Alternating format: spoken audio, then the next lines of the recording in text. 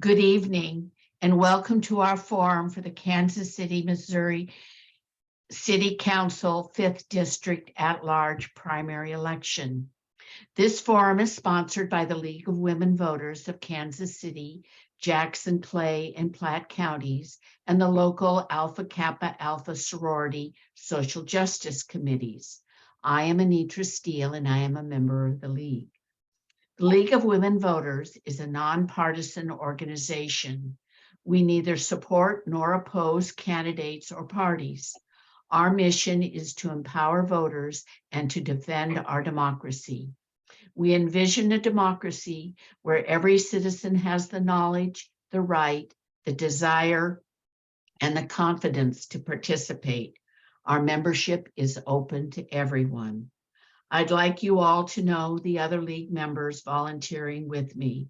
Cheryl Barnes is the timekeeper, and our Zoom is monitored by Dave Mountjoy.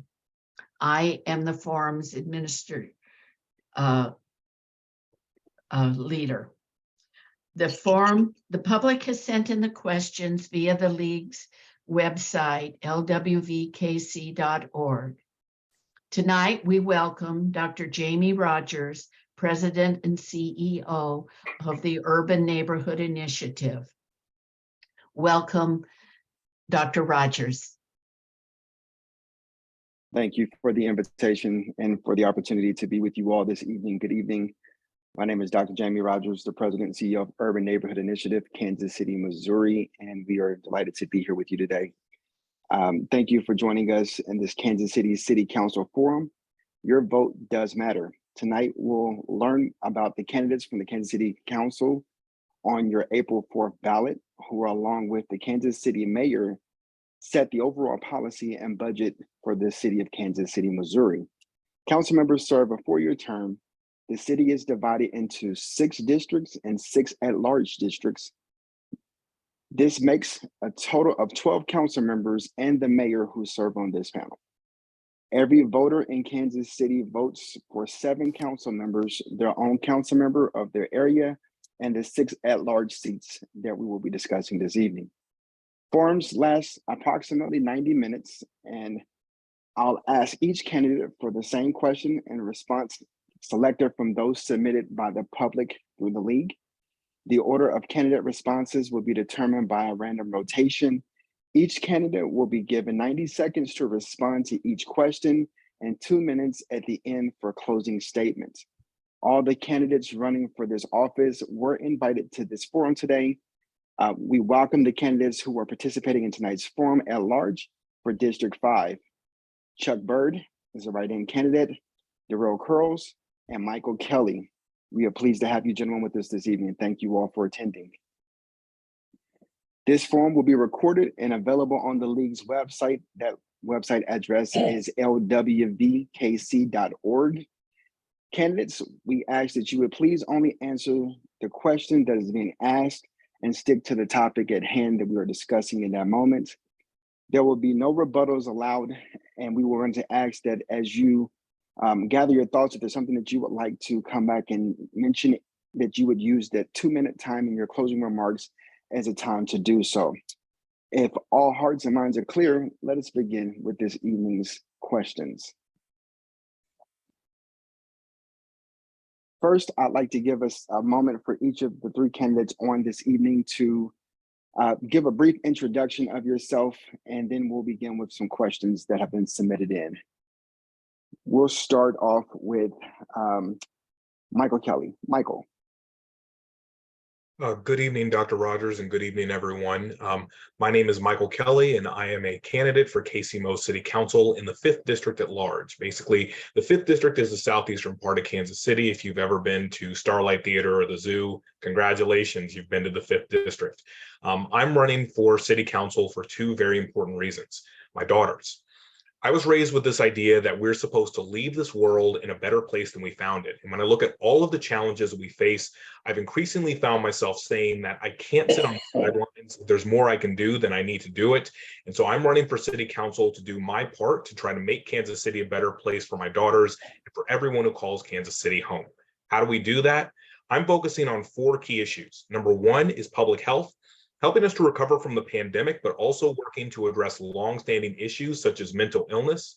Number 2 is infrastructure, working to improve our roads and sidewalks, but also asking the question, who are we building all of this for? Number 3 is neighborhoods, working to improve quality of life while also addressing issues related to affordable housing and homelessness. And finally, sustainability, making Kansas City a leader in climate change. The reason why you should vote for me tonight and on April 4th is because I am someone who can count to 7. I can get the 7 votes that are necessary to get legislation passed. And on all of the issues that I am running on, I have been able to do that. My name is Michael Kelley, and I look forward to earning your vote on April 4th. Thank you. Thank you, Michael. Chuck, you'd be up next.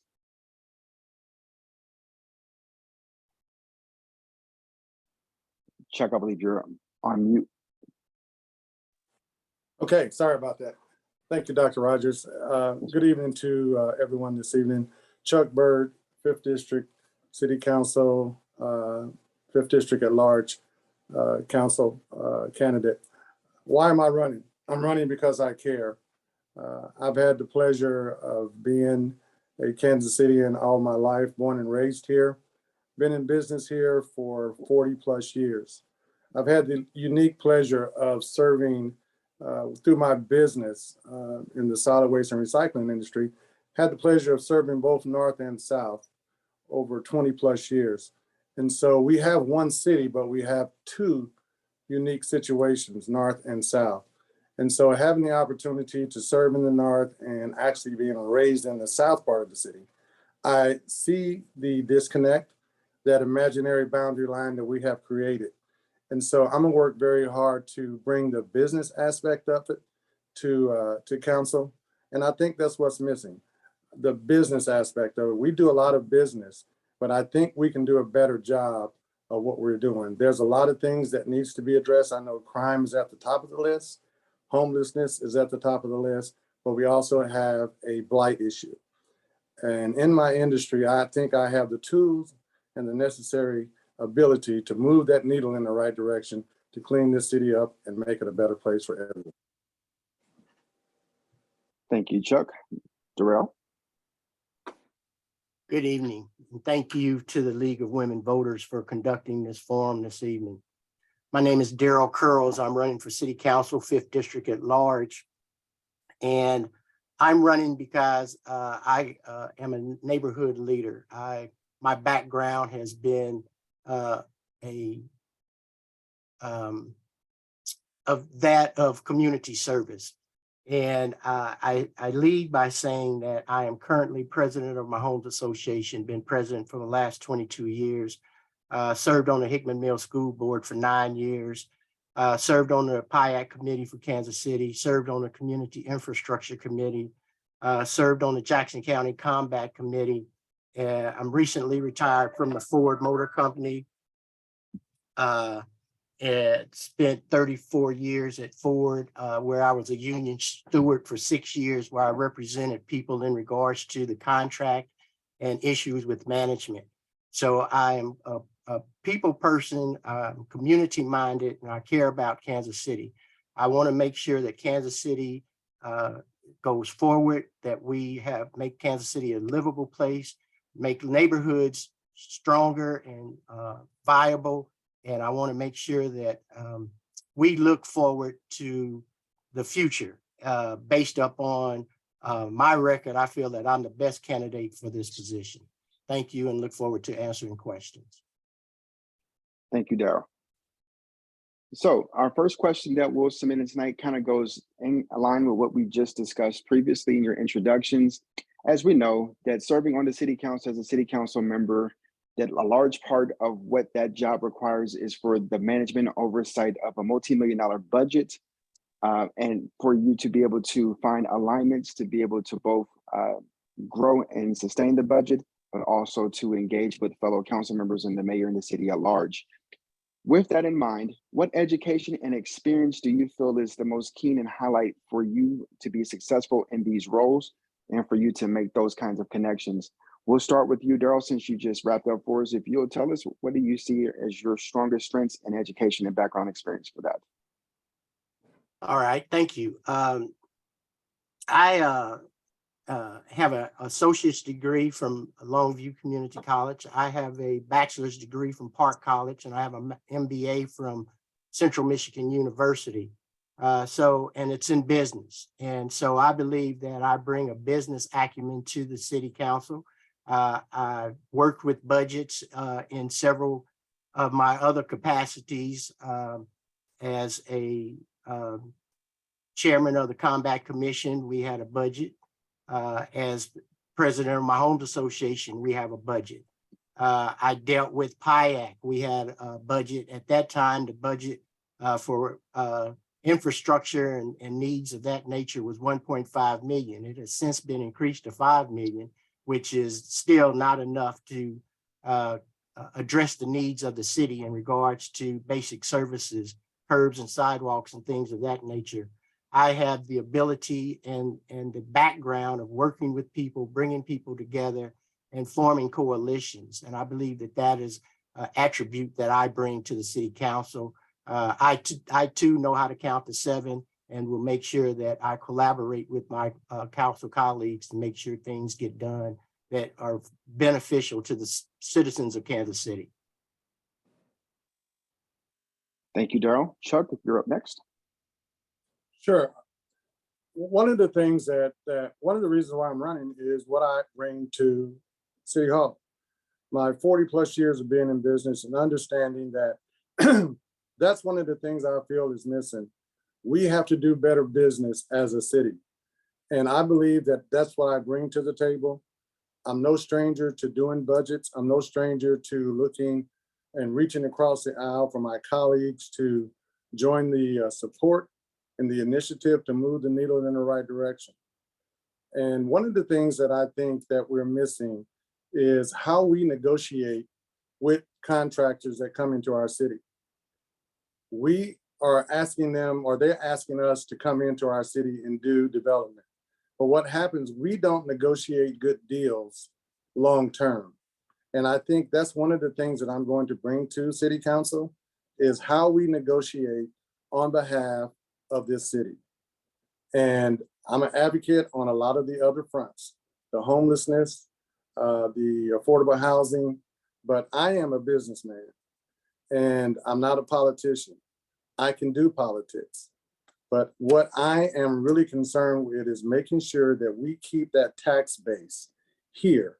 And so many of our jobs that on these large projects are leaving Kansas City. That doesn't help us. We have people here in Kansas City that are ready, willing, and able to perform the services, and I want to make sure that stays here. Thank you, Chuck. Michael? Yeah, so my educational background is I got my associates at Kansas City, Kansas Community College, my bachelor's in political science and international studies with a minor in French from Kansas State University, and my master's in public administration with an emphasis in urban policy at the University of Missouri, Kansas City, go Roos. And so when we think about what we need, the reason why I believe I have the best education background of the candidates in this race is because from my undergrad portion, I specifically understand what it is like to build coalitions, especially with international studies and political science. You need people who understand how to work with others. And I have that background. And the same is true when it comes to public policy. It is not about having one person's vision, but 7 people's vision for how you're going to get a policy adopted as well as a budget.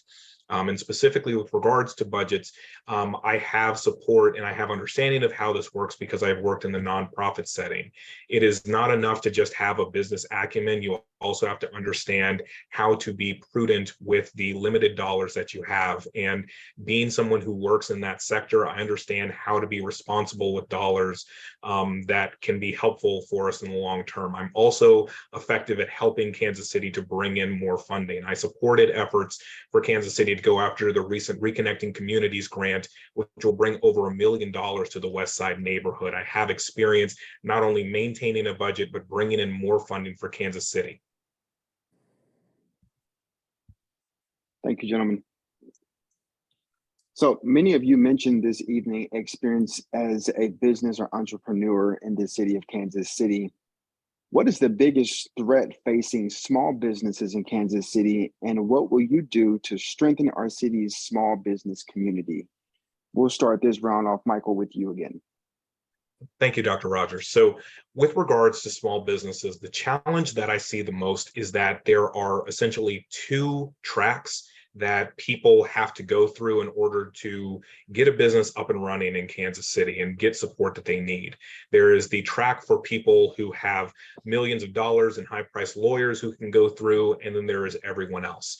If we're serious about supporting small businesses, then we have to do more to ensure that there is a true track for them and that there is true support and investment in their ability to grow and thrive. There's a great deal of credit that needs to be given to KC BizCare, which is doing some good work with small businesses, but it's not enough. I want to specifically look at the EDC of KCMO. There is already a format that is in place for large businesses seeking large TIFs, but there's not a similar program and a similar staff person in place to help with doing that for smaller businesses under $250,000, for example. And so I want to be an advocate for making those changes, creating those avenues, and creating the opportunities that don't currently exist, because that is a big part of how we can not only ensure that small businesses can thrive, but ensure that we can bring them to places like South Kansas City, places that desperately need more investment, desperately need more growth, and desperately need new leadership with new ideas to make those challenges lesser. Thank you. Darrell? Thank you.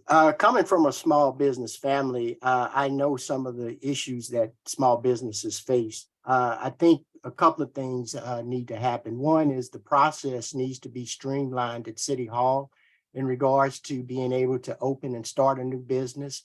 There's so much red tape that a small business has to go through in order to kind of just get the wheels rolling in regards to getting up and going. So I think that streamlining the process is one, with permits and things of that nature.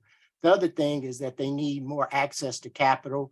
The city should be able to provide more access to capital for them so that they can have avenues for them to help get their businesses up and running.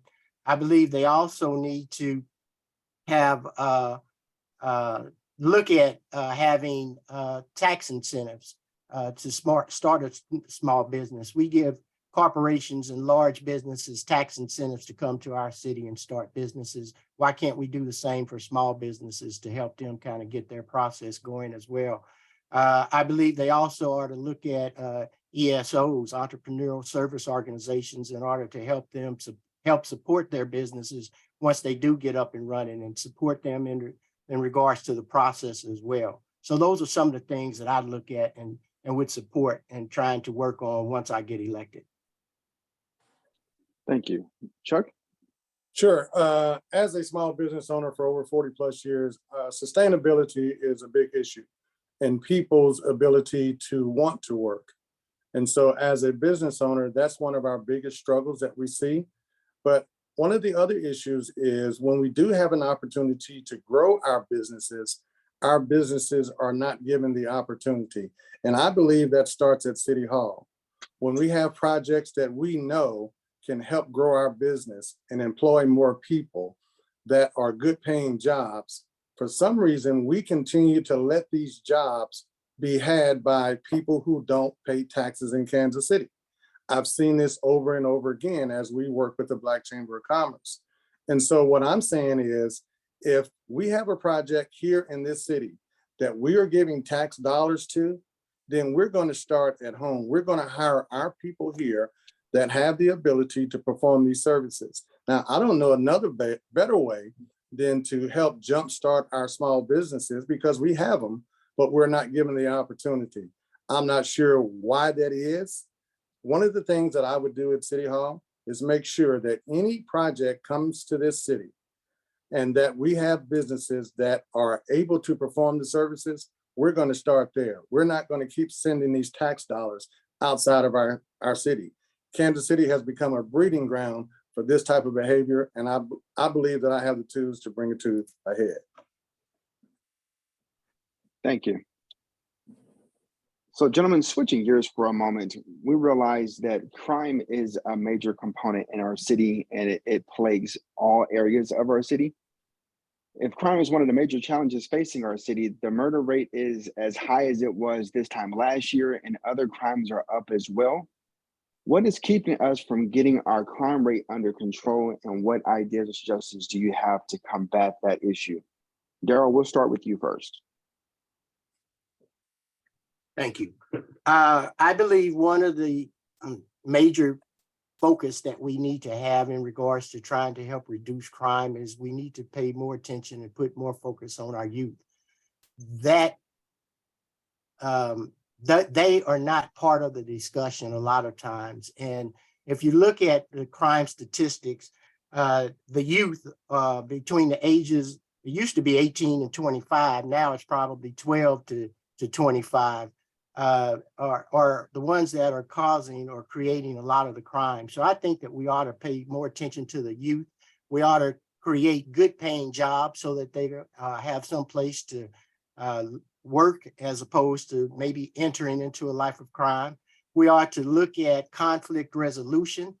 We ought to put things into the schools as well as work with neighborhoods and businesses in order to try to make sure that we try to stop conflicts from escalating to the extent that somebody has to get to the point where they pick up a gun and want to shoot somebody. I believe that we ought to start with education. It starts at home. We got to start with our community. You know, if you see something, you should say something. So I think that it's a collaborative effort that needs to take place. Obviously, law enforcement needs to be involved too, but we can't depend on the police to solve the crime problems. We have to step in and do something ourselves in order to work with our youth to make sure that it prevents more crime from happening. Thank you. And Chuck? Sure. Crime is something that I don't believe one person can really solve it. And I'm gonna piggyback off of what Darrell is saying. You know, these crimes are being committed by younger people nowadays. And so just like I heard a conversation about us spending $6 million on this development or the research for the new jail. Do we need a jail? Yes, we do. But I would like to take $3 million of those dollars and put it back into youth programs. When I was coming up, we had things that kept us occupied when we got out of school. Kids get out of school now at 2 o'clock. Mom and dad is not coming home till 5 or 6. They have 3 or 4 hours to do nothing but get in trouble. We have got to create programs that's going to keep them occupied. When I was coming up, we had ROTC, we had band, we had choir. All of those things have gone away, and these kids have nothing to do. We have to create programs that's going to keep these kids occupied, and whatever it is, we need to meet them where they're at. And so that's one step that we can do. And so I want to do programs that's going to keep them from having a resident at the new jail. And so to me, we're kicking the can down the street. You know, it's time for us to just roll up our sleeves and be about our business here in the city. And so that's one of the things I like to see is more programs for our youth. Let's get them, because what they do now is going to affect them at 18, 19, and 20. Thank you, sir. And Michael. Yeah, so I think that the thing that we really need to focus on is trying to address some of the root causes of crime. We have to recognize that people do not just commit crimes out of happenstance. It happens very much for a reason. People steal because they don't have enough food. They commit crime because they feel like they are not being protected. And so I think that the thing we need to focus on is working to address the root causes of crime, making sure that people have access to more social services, making sure that people have adequate transportation, making sure that people have access to better healthcare, to ensure that things are being prevented so it does not escalate to the point where crime is actually occurring. We have a program that was recently approved by KCMO, the KC 360 program, and the City Council allocated $30 million for that plan. I believe that we should work to allow that plan to be implemented because it can help to lower our rate. It is based off of what was done in Omaha, and they were able to, in the same year that KCMO had over 180 shootings, over 180 homicides, excuse me, they had 30 homicides. That is possible for us to be able to find a way to replicate that in Kansas City, but we have to give it time and we need the leadership to move it forward. The last thing I'll say is that we should also explore going after gun manufacturers and gun sellers who sell in an inappropriate manner. We recently did this with a seller in Independence. We should continue to explore that avenue. Thank you. So along those same lines, we just asked a question as it related to crime in our city. What are your ideas about implementing conflict resolutions programs to reduce violence in our communities? Chuck, we'll start with you this time. Sure. I think one of the things we should do is meet the conflict where it's at. And what I mean by that, you know, we have all of these committees, but we don't have a youth committee where we have these young people in our community come together and listen to what they are saying. We would be surprised, because I do this because I have young people that, well, I say young people that work for me that have kids. But what happens is we don't hear what they're saying. And they're just crying out for help, but we don't have time to listen to what they have to say. And so I believe creating these youth committees to hear what they're saying in different pockets of the city, because the issue in the Northland is different than the issue in the South. The Northland has a relationship with the police department in their neighborhoods. The South is just the opposite. And so we have to meet them where they're at. And so we need to take time to listen to what these young people are saying. And we would be surprised. All they're saying is, we want some attention. And I believe we have a responsibility through this whole process. We have to get the churches involved. I haven't heard through these forums where the church fits in this process. We cannot do it without the churches being involved. Thank you. Michael? So with regards to conflict resolution, I feel like it's necessary to point out that one of the things that we are not investing in our schools is debate and speech. And so if we are not specifically giving children and teenagers the tools to actually be able to talk about their problems and express themselves in a way that is productive, then that's going to spill out into the street. And so one thing that I would like to do is I would specifically like to work with our school districts to figure out how we can better invest in debate and speech programs to not only give people better ways to understand and speak about their problems and their trauma, but to do so in a way that promotes healthy conversation and sometimes conflict in a way that is in a controlled setting that will lead to better outcomes and will also lead to better understanding. The other thing that I think is really important to reemphasize here is that conflict resolution begins from conflicts and resources not being met. And so if we are serious about trying to figure out how to do conflict resolution well, we have to work to ensure that people have access to the things that they need before conflict ever arises. Because once conflict is occurring, conflict resolution means that harm may have already been done. And so as much as possible, we should be working on the front end to ensure that resources are in place so that people know what they can do, know what they can say, and avoid getting into violence. Thank you. And Darrell? Yes, I believe that, as I stated before, you have to start with the schools, and you have to start at a young age.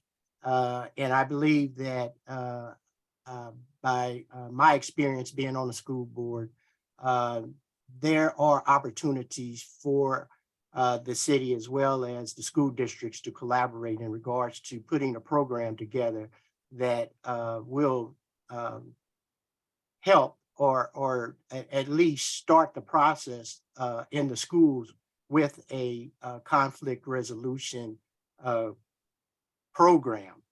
And I think that needs to include police departments as well.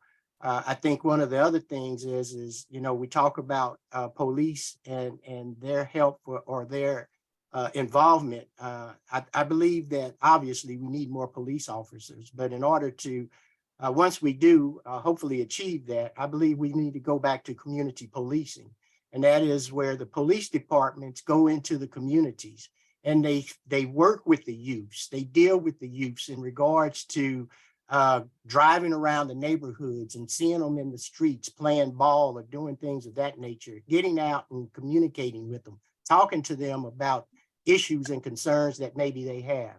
And I think that those are avenues to look at boys and girls clubs, you know, places like that we need to infiltrate in regards to starting with conflict resolutions. Thank you. So with that in mind, and many of you have mentioned in different responses, youth, education, and access.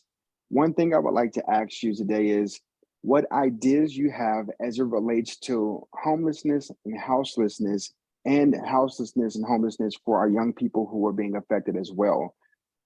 We'll start with you, Michael, on this round.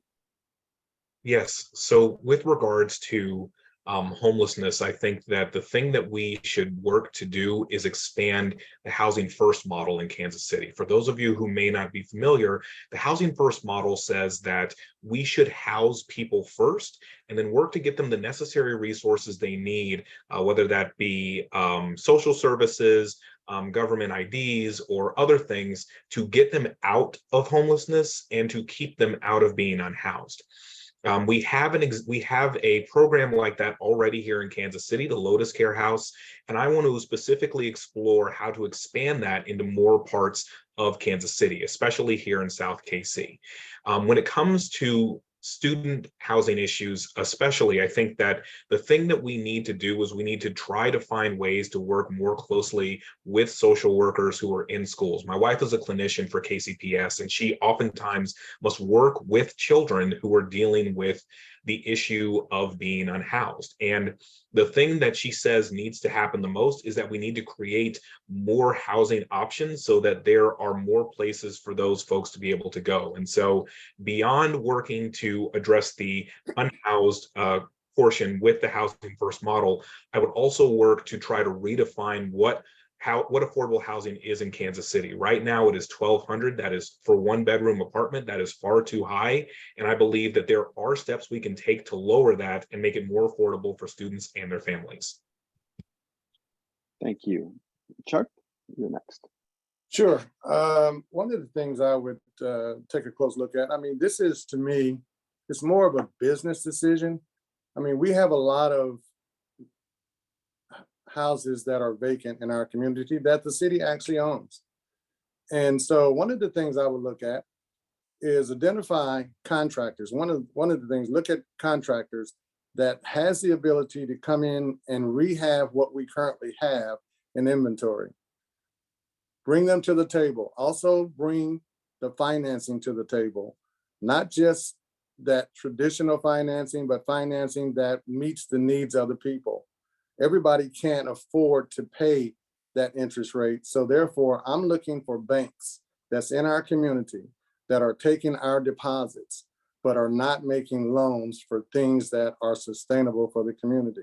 And so I would first look at contractors that we can identify that are willing to come in and work with the city to rehab these homes. Let's get those people that we can in those houses, and then look at some of the other vacant property that we have. And if we're looking at buying small homes for transitional housing, to me, this is business. And we have to do better business in thinking outside the box and use what we have. We have the resources right here. We're just not putting it in place. And so one of the things I would do is make sure that we are using the inventory that we currently have to make sure that's providing the service to our people. Thank you. Darrell. Yes. Homelessness is a manifestation of a larger problem, and it needs to be addressed. I don't think any one person or any one entity can really solve the problem. I think it's also a regional problem. We need to not only depend on the city of Kansas City to address it, but we need to work with other municipalities and bring everybody to the table to try to address the issue. We need to work with surrounding municipalities, like I said, Grandview, Raytown, even the state of Kansas, school districts, churches. We all need to come together, sit down and try to come up with a plan. We need to work with real estate companies. We need to work with organizations like the Tenants Association in order to make sure that we have people at the table that understand what the issue is and start putting our minds together in regards to how we address it and how we can work on it. Kansas City just came up with a zero KC 5-year plan that will help address homelessness, whereas that's going to create about 2,000 homes, roughly with the rent around $550 to $750 a month, which is affordable a rent, in my opinion. But we also need to look at vacant homes, houses, and try to rehabilitate them so that we can put them back on the market and work with our communities to make sure that there are places for people that are houseless to live. Thank you. And Michael. I was going to say, I already answered. No, apology. Yeah, sorry, my page shifted on me. That's my fault. I do It's okay. apologize. I'm happy to answer more if you want. All right. So let's talk about for a second the historical dividing lines that we know take place here in Kansas City. We know that our city has two really historic dividing lines, the Missouri River and Troost Avenue. As an at-large council member, you'll represent the entire city. What efforts have you made in the past to reach out to your fellow citizens on both sides of those dividing lines and to the citizens at large? This round, we'll start with Darrell. Yes, thank you. Well, as I mentioned when I started out, I just recently retired from Ford Motor Company, which is in the Northland, Clay County, Missouri. So I travel back and forth in the Northland every day. I have friends that live in the Northland. I've served on a community service organization. Well, actually, it's within our union, where we would provide community service to people not only in South Kansas City, but in the Northland as well. And that would involve where we would give out turkeys at Thanksgiving. We would do some things at Christmas, adopt a family in the Northland for Christmas, buy them gifts, and help to make them have a happy Christmas or a Merry Christmas. The dividing line across Troost, I've worked with on the west side with several organizations and community groups over on the west side. I was the Jackson County Democratic Committee man, still am the Jackson County Democratic Committee man. And I've worked with people that we put together groups of people that would work in regards to helping people on the west side, as well as organizations that were helpful with people on the west side. So I've tried to reach out to both sides, north of the river as well as west of Troost. There should be no dividing lines on this city, the river or Troost. Thank you, sir. And Michael, this is your turn. Okay, so in terms of working north of the river, I have put my money where my mouth is in terms of helping to get women elected. This is League of Women Voters, and I am fortunate to be someone who has helped to get women elected in the Northland. I supported the efforts of getting Representative Ashley Ani elected, as well as Representative Jamie Johnson, making her the first Black woman to serve as Platte County representative in the State House in that county's history. And I'm very proud of that effort. South of the river, I've also supported efforts to get other women elected, such as Emily Weber. And when we talk about policy elements, I have supported efforts to improve infrastructure in various parts of the east side, whether that be in terms of expanding sidewalk improvements, in terms of advocating for better crossings along I-70, a project that has continued to harm people in the historic Northeast. I have been an advocate for improvements that have made it safer and easier for people to use multimodal transportation to travel along those routes.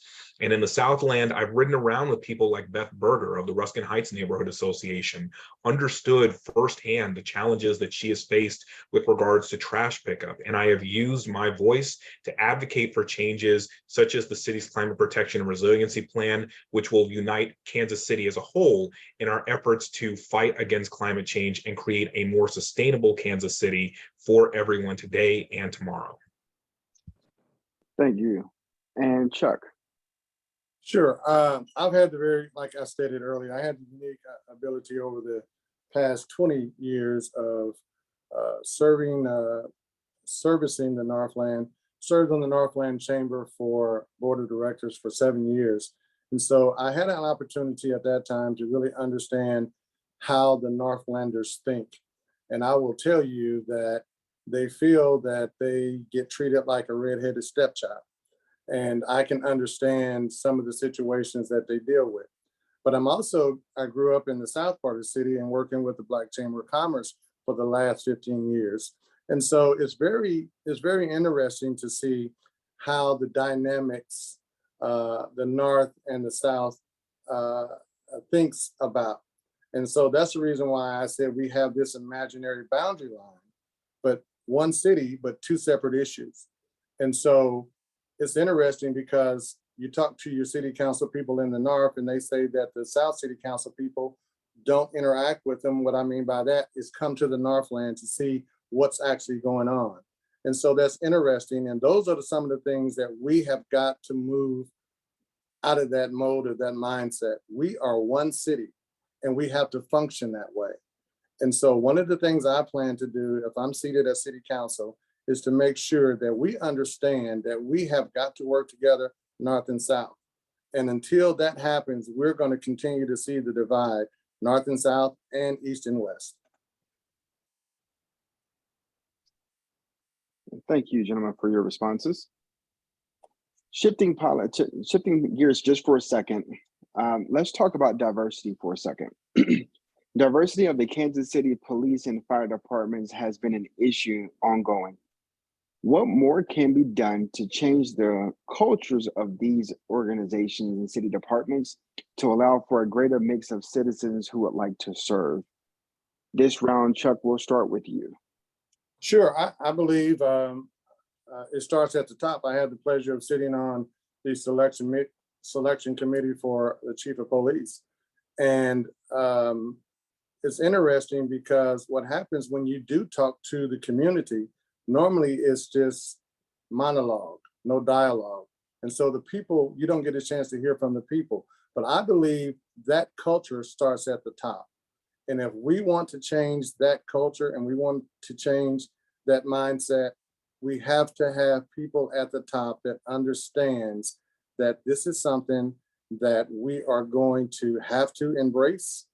We have to find a way to make sure that we are being very diverse in how we do things and quit treating people as if they are outsiders. And so I see a lot of that goes on because at the chamber we see a lot of that people come in and say, I feel that I'm not given the fair opportunity. The same way that I was talking about in regards to opportunities to work on these large projects. We have got to find a way to stop walking around the pink elephant in the front room and deal with it for exactly what it is. And until we do that collectively, we will continue to, like I said, kick the can down the street and never deal with the real solution.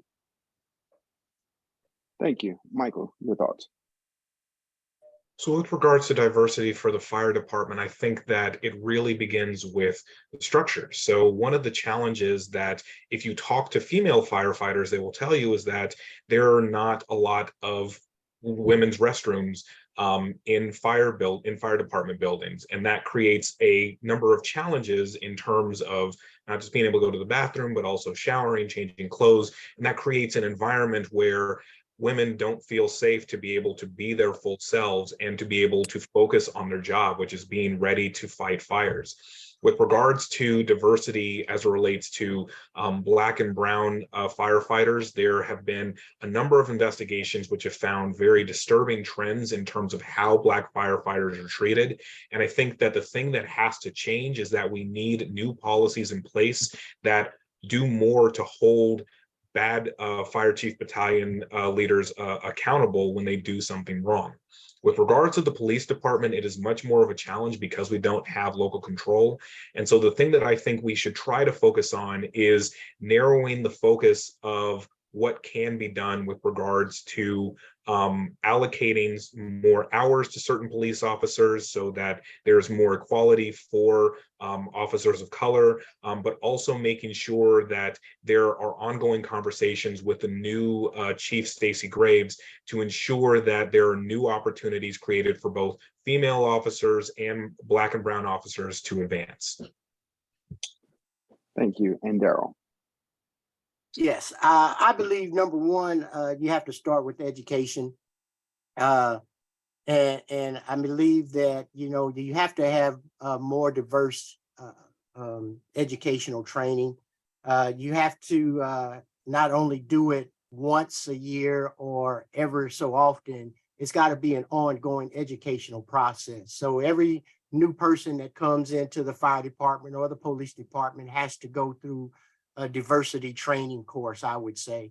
Not only a diversity training course, but they also should look at the collective bargaining agreement.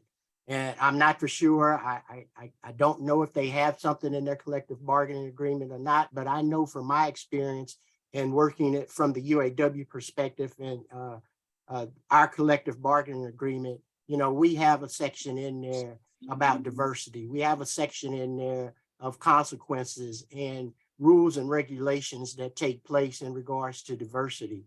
So I think that those are two things that need to be looked at: education and the collective bargaining agreement, to make sure that those things are aligned with the day's diversity issues that take place, so that therefore there are no issues, or if they do arise, or if issues do arise, they are addressed in a timely manner. Thank you. So we're going to take a shift just for a second to have a little bit of a different conversation. If the Royals are successful in building a new downtown ballpark, the value of homes nearby will increase. What do you suggest reducing the impact of the increased property taxes on long-term residents in those areas? And this round, we will start with you, Michael. So I think with regards to trying to ensure that we prevent displacement, because I think that's kind of what the question speaks to. Am I right, Dr. Rogers? Correct. It's okay. So basically what we should be doing as a preventative measure now is we should be working to redefine what affordability is. So the way that we can start to do that is by redefining what affordable means and looking specifically at what we're currently using to come up with our definition. So we use a regional definition that includes assessments of affordability from places like Johnson County and Lee's Summit. Last time I checked, those places are significantly different in a whole host of ways, including financially, from Kansas City. There was a congressional committee which looked at this issue in 2017 and found that it is possible to shift to decouple statistical areas in a way that is not going to overburden individual parts of a community. And so I think one step we should take is begin moving away from defining affordability with Johnson County in mind. The second thing with regards to displacement that I think we should look at is trying to figure out now how we can implement community benefit agreements so that if there's going to be the Royal Stadium being invested in, that it's specifically being brought there with the idea of what else it can bring the community in addition to affordable housing units. Thank you. Chuck, your thoughts? Can you repeat the question again so I can make sure I understand? Sure. Yes, sir. So if the Royals are successful in building a new downtown ballpark, the value of homes nearby will increase. What do you suggest reducing the impact of increased property taxes on long-term residents and the displacement? Well, I believe from a business standpoint, and that's what it comes down to, is business. Anything, any entity, and development is always tough, but it's needed. And so I get it. And so what I would negotiate would be any entity that comes in to want to do development and it has a financial burden, positive or negative, on the community, that entity is responsible for whatever that number is. And so we have to look at, okay, if you do this, here is the other ramifications. And I think this is one of the things that we don't do as a city. We don't look at long term. We look at the right now. We have to start thinking long term. And this council that's coming in right now is going to set the tone for what happens in the next 10 years. And so we have to be very good business people and negotiating how this is going to impact the community. And if there is a financial burden that we're going to have to take on for our neighbors or for our residents, then I don't believe you should come into the room and put the monkey on my back. If you brought the monkey in the room, you're going to take him back out with you. And so it's just good business. And I'm using that term, but it comes down to me, it's just good business. And so if they're going to come in and build a stadium and have a financial impact on the residents, I believe we have to negotiate in good faith that that's not going to happen. Thank you. Now, bonus question that was submitted with this question. Are you in favor of a downtown ballpark? And the answer is really more so yes or no. Michael first. No, not at this time. Okay. Chuck? No, not at this time. Thank you. And Darrell? No, not at this time. Okay, thank you.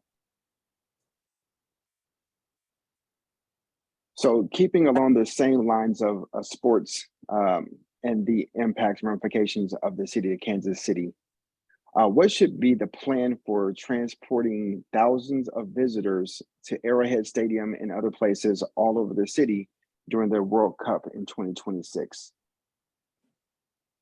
This round, we will start with Darrell. Yes, that's going to be a challenge. We already experienced transportation issues in Kansas City, Missouri. I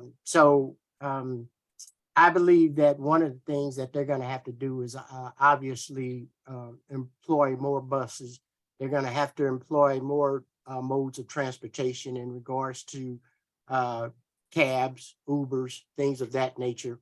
One thing that I hope that is up and running and is successful is the new program that is being implemented in the Northland called IRIS, which will help transport people from various areas and zones in the city. They just kind of rolled this plan out. It's a pilot program that's taking place in the Northland. The Northland is actually kind of being the guinea pigs for the project, for the program right now, so they can iron the bugs out of the system. So hopefully that's something that will be up and running by the time that the World Cup gets here. But yeah, that transportation is going to be a big problem in Kansas City when the World Cup gets here. And hopefully I'm on the council so that at that time we can start looking at avenues and programs that's going to help alleviate those concerns. Thank you. Chuck, your thoughts? Sure. One of the things I would look at is trying to identify a designated lane or a path from point A to point B, and finding out where the people of concentrated of people are going to be, and then figure out how we can get a designated route from point A to point B during those peak times to make sure that we're able to get the people, if it's from downtown, if it's from Power and Light or wherever from the Northland, we create a designated route for those buses to have straight shots to the sports complex. I know it can be done. I've seen it done in other cities, but we have to think outside the box. We can't wait until 2026 and start coming up with this plan.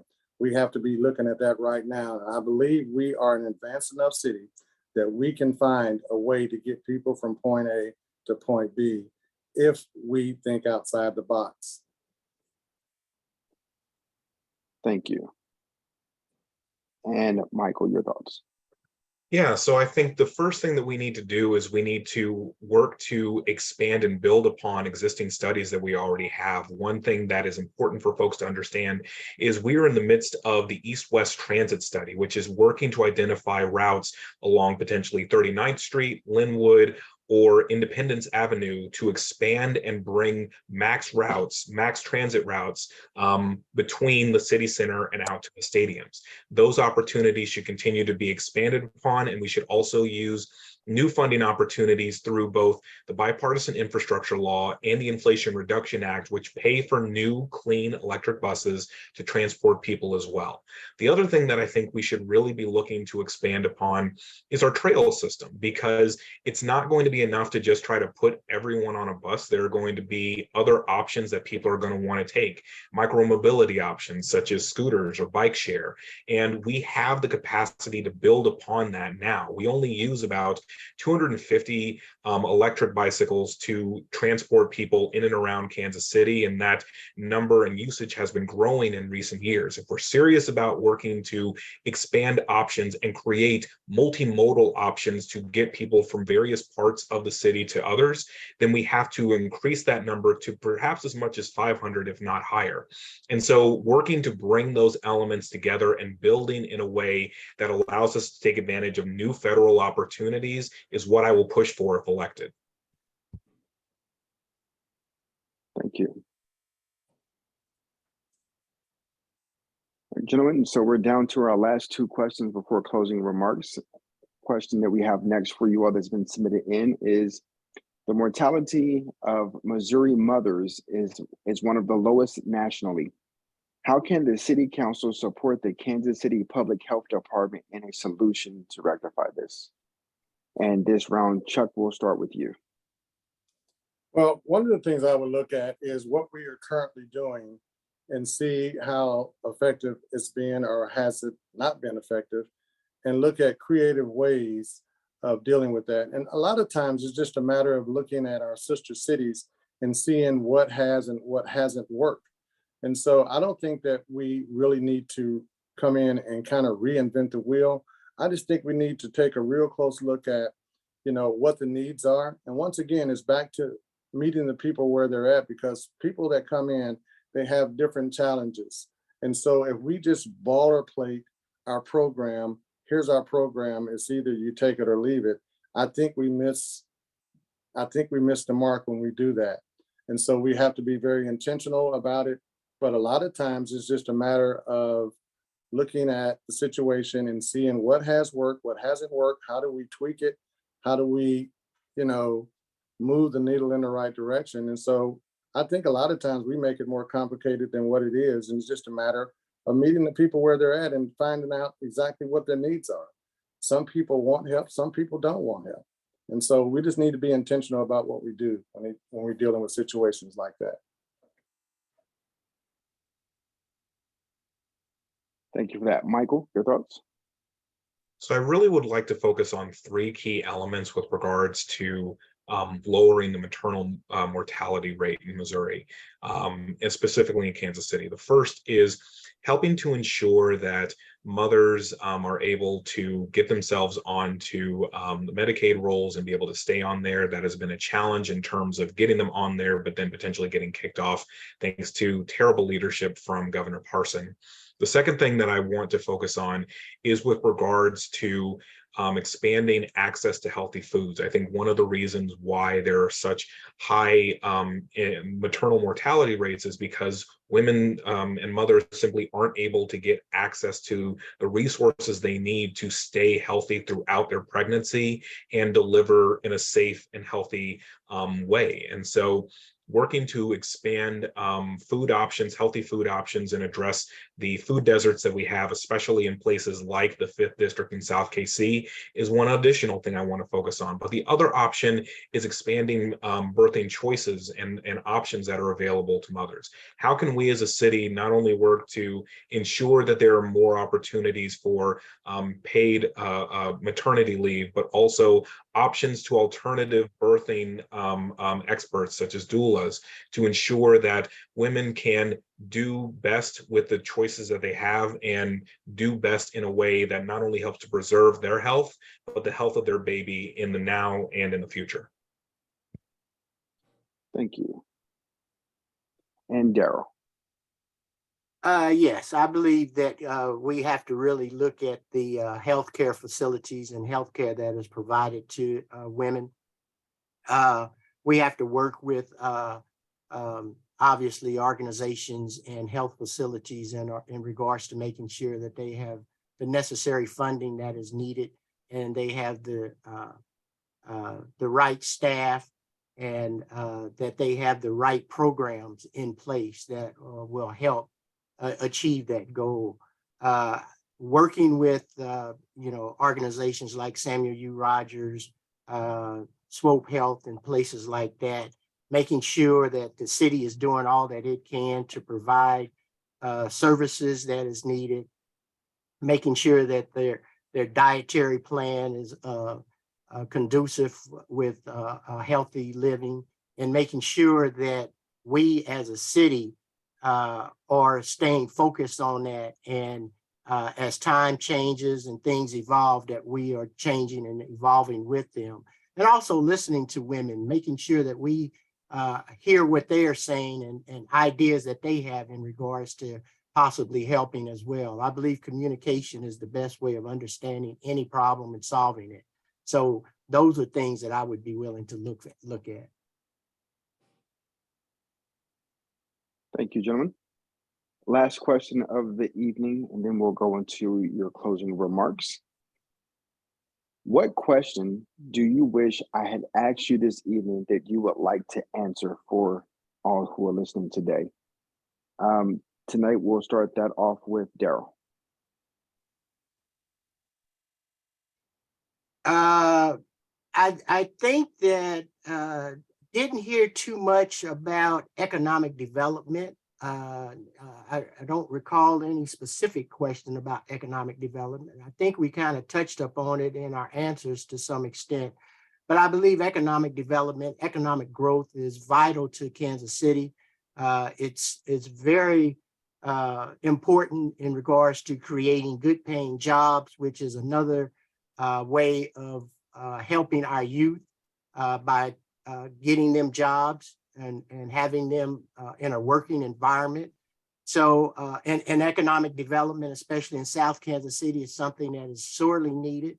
And I just think economic development touches up on so many things. It helps with small businesses. It helps strengthen and stabilizes neighborhoods. It helps, like I said, combat crime, and it helps with our tax base, which is one of the big things that we need to make sure that we're continuing to expand our tax base. So that's probably one of the things that I would have liked to have heard or talked about this evening.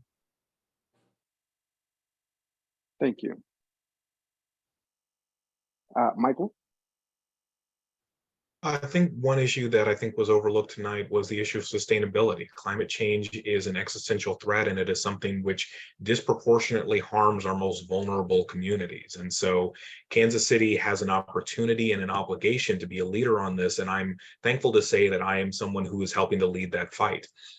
During my time the last couple of years, I have served on both the Environmental Management Commission as well as the city's Climate Protection Steering Committee. And in the latter, I helped the city to develop a climate protection and resiliency plan. That plan is an ambitious document which will help to guide our efforts to become carbon neutral by the year 2040. It covers a whole host of issues that we should be working on, from mobility to homes and buildings to natural systems to food systems to waste materials and more.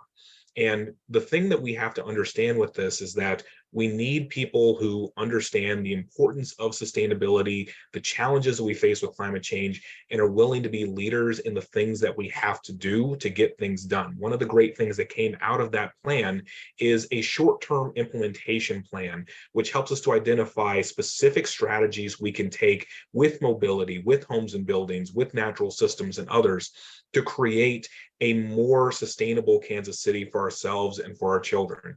And I'm really excited about this. And it's part of the reason why I'm humbled to have been endorsed by the local chapter, the Thomas Hart Benton chapter of the Sierra Club.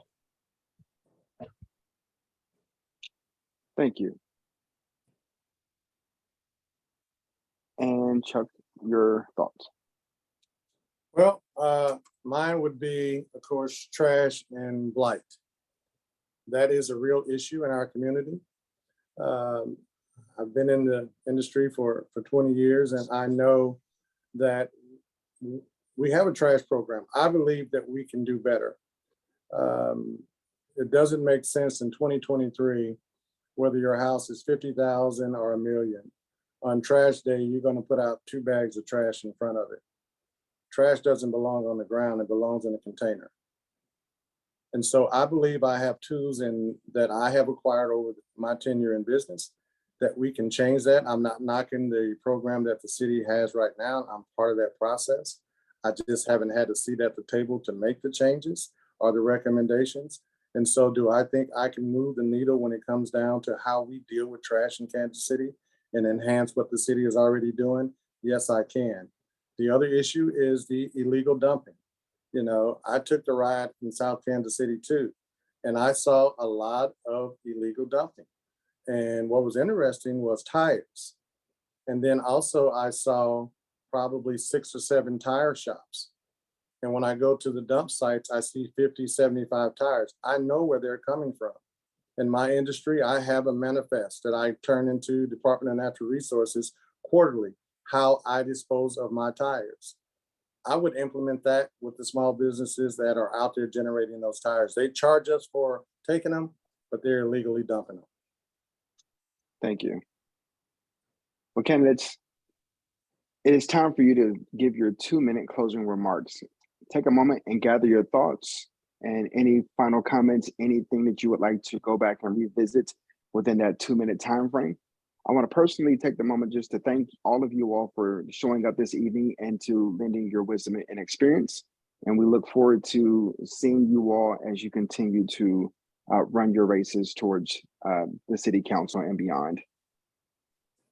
Now, if you've gathered your thoughts and you're ready, each person will have 2 minutes to give their final and closing remarks. And as we do this, we will start off first. We will go with Chuck. If you may begin your closing at this time. Well, first of all, thank you, Dr. Rogers, for moderating this call this evening, and to the League of Women Voters, we thank you for the opportunity to be part of this. Listen, I am running because I feel that I have the ability to make some changes that's much needed in our city government. This is not about the position. This is not about the job. This is more of an assignment. I'm a firm believer, you learn, you earn, and you return. And so I've sit back and I've watched how we function as a city, but I believe that we can do better. And so I want to do my part. I've had a very interesting campaign up until this point because I get a chance to go out and talk to the people and they see who I am and what I stand for. I'm a write-in candidate. So that means the only way for me to advance is that people have to believe in something that I said or something that I have done over my tenure to make sure that I'm the right candidate for them. They have a lot of choices. And so I just hope that we pick the right person to move forward in this 5th district of Kansas City. I'm Chuck Byrd. I'm a write-in candidate. Byrd for KC. That's BYRDFORKC.com. You have to write me in order for me to be moved on to the general election. Thank you. Thank you again. Next, we'll have Darrell. You may begin your closing. Yes, thank you, Dr. Rogers, for moderating, and thank you for the League of Women Voters for sponsoring this tonight. As I mentioned earlier, I have been involved in this community in South Kansas City for a number of years. I have volunteered countless hours in regards to helping to try to make South Kansas City a much better place to live, as well as Kansas City as a whole. I live in South Kansas City, so that's where my focus of attention has been. But I consider myself a public servant. I consider myself a neighborhood leader. I consider myself a person who listens to the people, who works with the people to solve problems, and will be willing to work with everyone in Kansas City to work to try to solve all of the challenges that we have as a city. And I believe that that starts with neighborhoods. And that's my forte. That's because I'm president of the Homes Association. I hear their concerns. I work with them in regards to their concerns when it comes to City Hall, when it comes to trash not being picked up, when it comes to their streets not being plowed, when it comes to codes enforcement not being enforced. So I believe that my record, my experience gives me the best position to be elected to the city council. I have worked with neighborhoods all across the city. I've worked with people and organizations all across the city. So I look forward to doing that in the future as councilman from the 5th District at large. And I look forward to meeting everybody in Kansas City. I've been out knocking on doors, talking to people, listening to their concerns. I will continue to do that, and vote for Darrell Curls April 4th. Appreciate you. Thank you. Thank you, sir. And Michael, you may begin your closing at this time. Thank you, Dr. Rogers, and thank you, the League of Women Voters, for hosting this forum this evening. Again, my name is Michael Kelley, and I am a candidate for KCMO City Council. The thing that I believe makes me the most qualified for this is that I am someone who has been able to get legislation adopted at City Hall. Nothing happens in Kansas City unless you are able to count to 7 votes. And on each of the issues that make up the key planks of my platform, public health, I have supported the Health in All Policies framework that was adopted. Infrastructure, I helped us to get the Complete Streets Ordinance adopted, which creates more multimodal transportation. With neighborhoods, I have supported both the Tenants' Right to Counsel and the Tenant Bill of Rights to create more affordable housing and more protection for tenants in Kansas City. And on sustainability, as I mentioned earlier, I helped to not only develop, but then bring to pass the city's climate protection resiliency plan, giving us a real path, a real way to create a more sustainable Kansas City for our children and for the people who come after them. The thing that I want everyone to understand is that I am someone who is accountable. Even though I am a resident of the 5th District, I am as accountable to you as I am to my next door neighbor. And that is what I'm able to bring to this race. I am someone who understands what it is like to be in those positions where you have to be able to build a coalition to speak up for what matters. And I am really the only candidate in that race who can say that. The other thing that is important to understand is that if we are serious about creating new ideas, having new opportunities, and that means that we need new leadership. And I am the person who is able to bring that perspective, to bring that voice to City Hall. My name is Michael Kelley. I encourage you all to check out my website, Kelley, FOR, Kansas City, Kelly4KC.com. I thank you all again, and remember to vote April 4th. Well, gentlemen, we thank you again for taking the time to share your platforms with all of us this evening. We thank each of you who have tuned in this evening to be a part of listening to today's panel. My name is Dr. Jamie Rogers, and it has been a pleasure to be your moderator on this evening. Anita, I will turn it back over to you. I'm sorry, Anitra, please forgive me. Thank you, Dr. Rogers. Thank you, audience, for your thought-provoking questions and your interest in the April 4th primary election. We also want to thank Dr. Rogers Please take a moment to share our candidate forums via your Facebook page, Nextdoor, and other social media channels. And remember, for complete voting and candidate information, visit LWVKC.org and vote 411. Thank you, candidates, and good night. Good night.